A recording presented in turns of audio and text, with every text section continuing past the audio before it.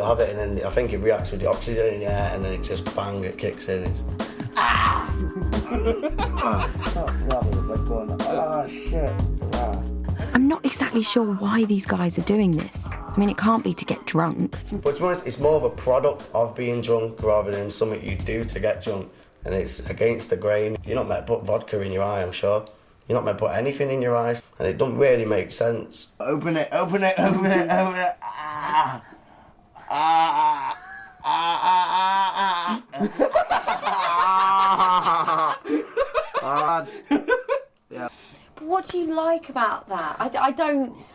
We don't really like it per se, but it's a manly thing. First one I can remember is on my mate's birthday. He was drinking tequila, sniffing the salt, and putting the lemon in my eye. I had the worst time of my life for about 10 seconds, and the rest of it was like, oi, oi. Is that why you think it's worth it? Because everybody cheers you and it's... Yeah, I like being cheered. I like entertaining. That's what it takes to entertain. Have you found doing those shots through your eye, but has it affected your eyesight in any way? My eyesight has definitely got worse. Yeah, without a doubt. But it doesn't stop you, knowing that it's damaged your eyesight, it doesn't stop you doing it. Yeah, it doesn't stop me doing it, but the thing is, I do it like once every week. After what happened today, I'm celebrating. When they did that vodka eyeballing stuff, that's beyond me. Just when I saw how much pain they were in at certain points, I just think, why do people feel the need to, especially men, they feel the need to be in pain to impress? I don't get it. I really don't understand it. There is no doubt the guys in Manchester are taking drinking games to the extreme, but across the country there are thousands of other people that don't know their limits and are also putting themselves at risk. Alcohol-related violence and injuries cost the taxpayer billions of pounds in emergency services, and it's at the weekends that they really feel the strain. One of the public resources that have to foot the bill of alcohol abuse is the London Ambulance Service. They attend 60,000 alcohol-related incidents every year. That's 164 a day. Tonight I'll be joining them on a Friday night shift in central London with paramedics Brian, John and Tony. Nice to meet you. And this is Tony. Hi, nice to meet you.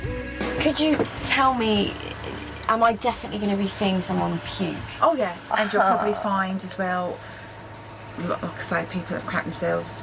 We have a lot of females that are actually on their periods. And we will have that. No. Yeah, hence, you know. No. And another thing is as well, when you're on your period, alcohol can make you a lot drunker as well. Oh!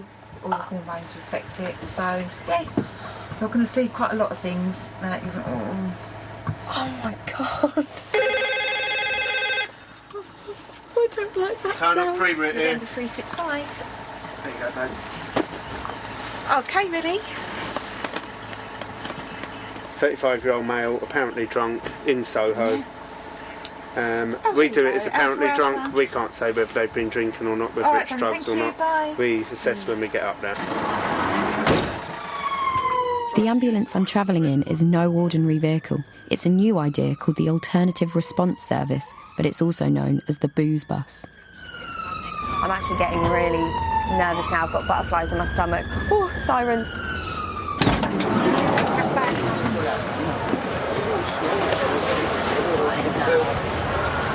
So we're looking for a 35-year-old male, apparently drunk, don't know, with injuries. The Booze Bus was set up in 2005 to cope with the flood of alcohol-related emergency calls, and unlike a normal ambulance, it can carry up to 5 people at a time. Right, I really am frightened about sitting next to that man. He doesn't seem aggressive at all, but he seems like he could yak at any point. My lady. I am your lady, aren't I? Yeah. Yes. Every weekend we have a date, don't we? Yeah. We're ready to go aggressive. straight away. Not aggressive at all. Just so drunk.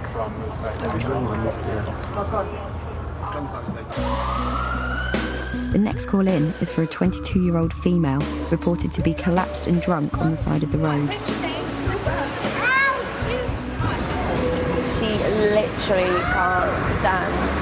Right, put some effort into this. Come on, stand up. Stand up.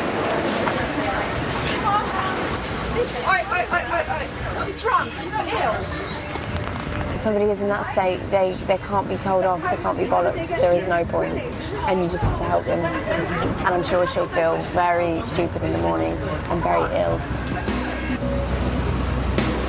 The next call is for a lady who has had an alcohol-related injury. So instead of puke, I think apparently we're going to see some blood. Can you see the side of your head? Can you see the side of your head? You need to go to hospital. Okay. All right, okay. Another major problem, as you've seen tonight, are the injuries that are caused through alcohol.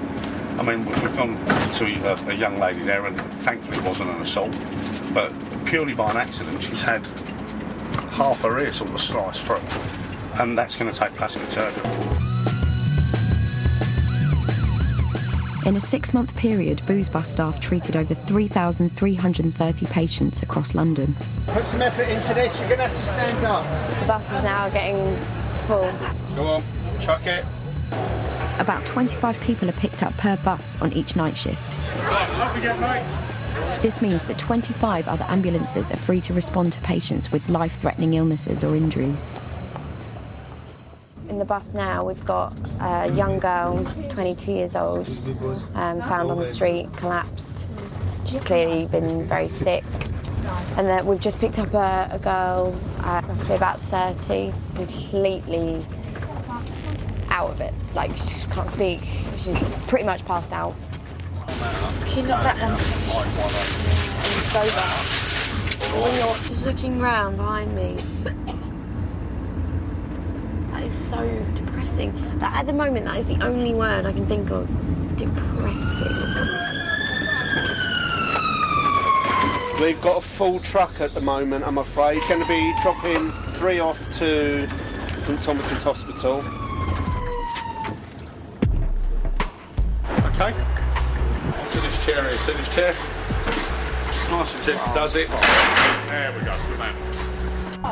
All the patients are dropped off at a nearby A&E. But with 70% of A&E weekend casualties being alcohol-related, the NHS is struggling to cope. It absolutely baffles me that you have to have a service, especially for people who are wasted. I can't believe it. It's embarrassing. Although it is embarrassing, it's good that we have got this because at least the frontline vehicles are being used for what they're meant to be for genuinely sick people or accidents. But every week the workload is getting more for these vehicles, and we could do with like another 3. Do you find yourself getting annoyed and frustrated with just the same old, like young girls with their skirts around their heads? And being a mum and having a young daughter, I mean, she's 14, my son's 22, I would hate to think of them in that state, and I feel quite protective, especially when they're on their own. You know, anything could happen to them. Let's go. Come on. And people have got to start taking responsibility. You've got to take responsibility for yourself. You can't rely on people doing everything for you. I would never want to stop anyone drinking alcohol. I like drinking myself.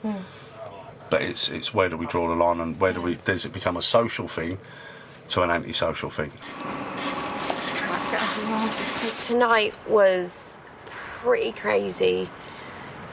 I've said this word so many times. It's just so depressing to see the states that people get in. I've got him booked in. It gets to the point where some of them, they're like babies. Like, you have to literally wipe their arses. Like, what is going on? Oh, it's really saddened me. And something needs to change. It's crazy. Something needs to change. Sit you up. Our awareness about alcohol does have to change, and there are some people working towards just that. John Higgins, a teacher from Wokingham, is one person who's been fighting to bring to light the dangers of drinking since his 16-year-old son Paddy died in July 2009 in Newquay.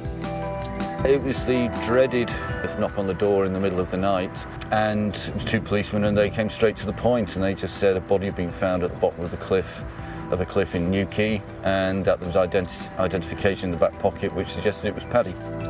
Paddy had begun the night drinking 4 cans of lager with his friends at a campsite before they went into town, and he was illegally served a beer and a sambuca shot at a restaurant. For a big strong lad, isn't that much, but clearly, I think, it was the fact that he'd mixed at speed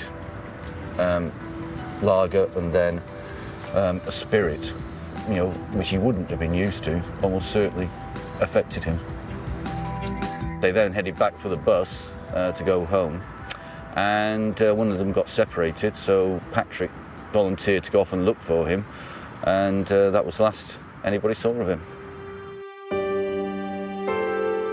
He must have walked back around the town and then, having not found him, decided to cut across the bay, because at low tide you can walk all the way across the beaches, and he, instead of taking the long windy walk up the cliff face along the pathways, he decided to try and climb it, which is probably one of those judgments that was affected by the fact he'd had a beer and then a Sambuca shot straight on top of it. It was later revealed that Paddy was at least 3 times above the drink drive limit. We don't want him to be remembered just for the fact that he had drunk too much. He was a good boy, and he was trying to help somebody else when he died. John now campaigns for responsible drinking and works with the charity Drink Aware to help educate on the risks of alcohol. I think young people don't realise quite how quickly alcohol can get absorbed into the bloodstream, especially if you pile it in all very quickly. And the cumulative effect of it sometimes obviously clouds their judgment, and they drink even more. And they don't realise just how dangerous that is. And clearly Paddy is a great example of what can happen when it goes wrong.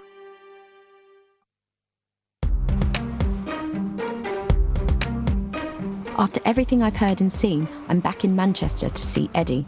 He knows I'm coming to see him, but doesn't know what I've got planned. I saw what you guys were doing the other night, you know, the vodka and the eyes. Oh, and, yeah. That actually really shocked me. I'd never seen that before. So what I did some research, and I'm actually taking you to get your eyes tested. Yeah, awesome. Yeah. Let's bring it on then, bring it on. We've arranged Eddie an appointment at the Manchester Royal Eye Hospital with consultant optometrist Dr. Cindy Tromans. OK, come on through.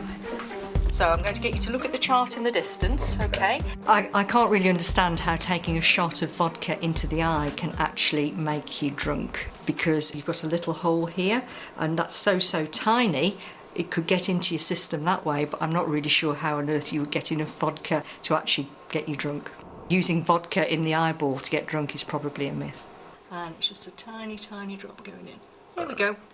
And just blink. Yep. It's not as painful as eyeball showing. He's obviously been doing it for a number of years now, so, you know, he has been running the risk of actually causing some damage to the cornea. So I'm actually quite surprised that we haven't picked anything up. I think he's very lucky, and he's still running a real risk of damaging his sight.